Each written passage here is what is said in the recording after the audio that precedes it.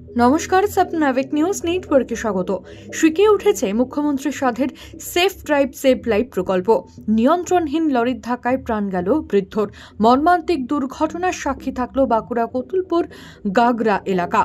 মৃতের নাম রাসবিহারী চক্রবর্তী, বয়স আনুমানিক 60 বছর। স্থানীয় সূত্রে খবর, এদিন সকালবেলা চা খেতে সাইকেল নিয়ে গোগরা বাসস্ট্যান্ডের দিকে যাচ্ছিলেন ওই বৃদ্ধ। সেই সময় উল্টো দিক থেকে প্রবল গতিতে আসা একটি 12 চাকার লরি তাকে পিষে দিয়ে চম্পট দেয়।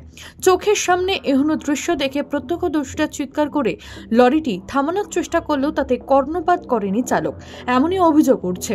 তারা আরও জানান, বেহাল রাস্তা এবং বেপরোয়া গতির জেরে প্রতিদিন এই দুর্ঘটনা ঘটছে।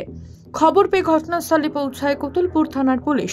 পরিস্থিতি নিয়ন্ত্রণে আনার পাশাপাশি দেহ উদ্ধার করে ময়নাতদন্তের জন্য পাঠানো হয়েছে। শুরু হয়েছে তদন্ত। শ্যামল পাল, সাপনাভিক নিউজ, কতুলপুর। জয় হিন্দ।